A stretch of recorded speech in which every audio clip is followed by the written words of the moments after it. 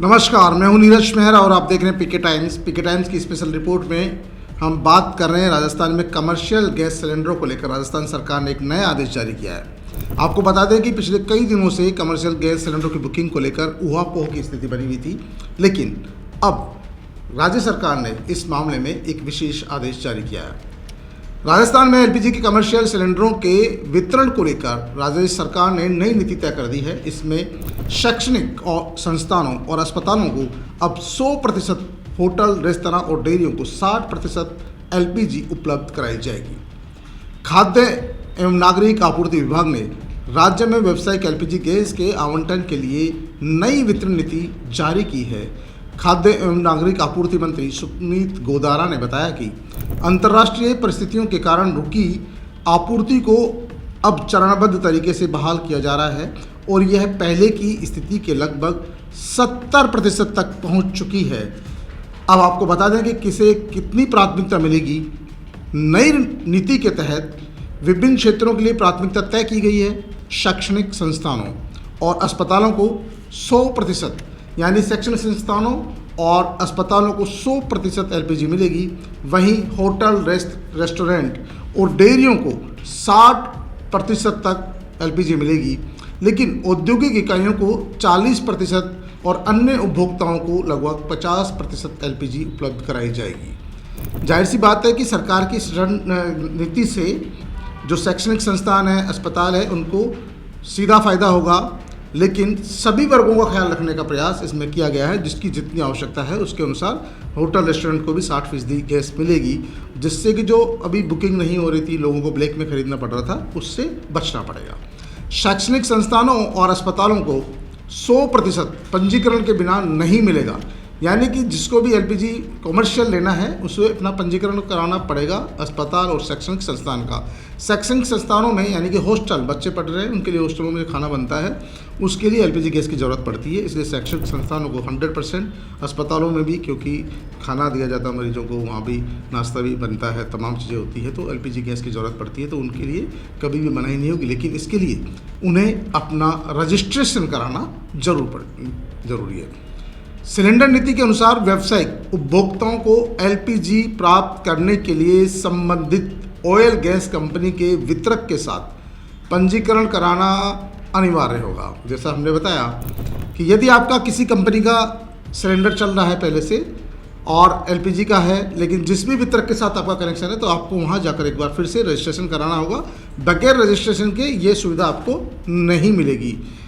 पंजीकरण गैस तभी मिलेगी जब आपका रजिस्ट्रेशन होगा। जिन क्षेत्रों में पीएनजी पाइपलाइन उपलब्ध है, वहां उपभोक्ताओं को पीएनजी कनेक्शन के लिए आवेदन करना होगा।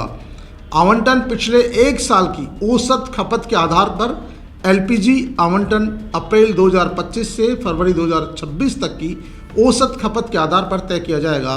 साथ ही जिला स्तर पर कलेक्टरों की अध्यक्षता में समितियों का स्थानीय ज़रूरत के अनुसार अतिरिक्त आवंटन का निर्णय ले सकेगी।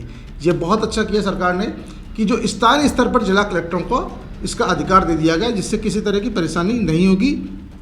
और लोग जो सीधे सरकार तक पहुंचते हैं, सचिवालय तक पहुंचने की बात करते हैं, या मंत्री तक पहुंचने की बात करते हैं, या मुख्यमंत्री तक शिकायत करते हैं, और वो जिला कलेक्टर स्तर पर ही अपनी शिकायतें भेज सकेंगे और जिला कलेक्टर ही अपनी क्षमता के अनुसार निर्णय ले सकेंगे, यानी वो स्वतंत्र होंगे।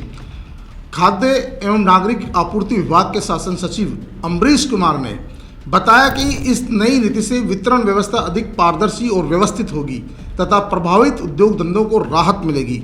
आपको पता है कि बहुत सारे उद्योग धंधे प्रभावित हो रहे थे, उनको गैस सिलेंडर नहीं मिल रहा था, और बहुत सारे हॉस्पिटल, बहुत सारे रेस्टोरेंट, बहुत सारे होटल्स, बहुत सारे लोग जो इस कॉमर्शियल गैस सिलेंडर के साथ ही अपना रोजी रोटी कमाते हैं, उनके सामने संकट खड़ा हो गया था, तो और वो ब्लैक में खरीदने को मजबूर थे। लेकिन सरकार, राजस्थान सरकार की मुख्यमंत्री भजनलाल शर्मा के निर्देश पर जो नई गाइडलाइन तैयार हुई है, नई नीति तैयार हुई है, उसके आधार पर अब सभी वर्गों को लाभ मिल पाएगा। खासकर कॉमर्शियल जो गैस सिलेंडर उपयोग करते हैं, खासतौर पर शैक्षणिक संस्थानों को, अस्पतालों को और होटल, रेस्टोरेंट को और अन्य कार्य करने वालों को, यानी कि शादी ब्याह के लिए जो बुकिंग कराते हैं, उनको भी 50% प्रायोरिटी से मिलेगा।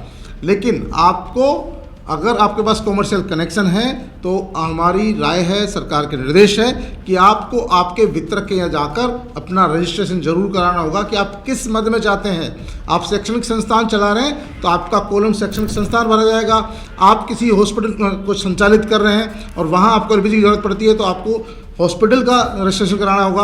आप कोई रेस्टोरेंट चला रहे हैं, आप कोई होटल चला रहे हैं, आप कोई ढाबा चला रहे हैं या कोई और तरीका का धंधा कर रहे हैं, कॉमर्शियल धंधा, तो आपको अपना रजिस्ट्रेशन में लिखना पड़ेगा कि मुझे इस कैटेगरी में सिलेंडर चाहिए। या फिर जो शादी ब्याह के लिए मांगते हैं, क्योंकि शादी ब्याह का सीज़न है तो वो लोग भी डिमांड रहती है, उनकी भी रहती है, वो कहाँ जाएंगे आखिर, वो कैसे अपना बुकिंग करेंगे। तो उनके लिए भी 50% आरक्षण तय किया गया है कि 50% उनको वरीयता मिलेगी।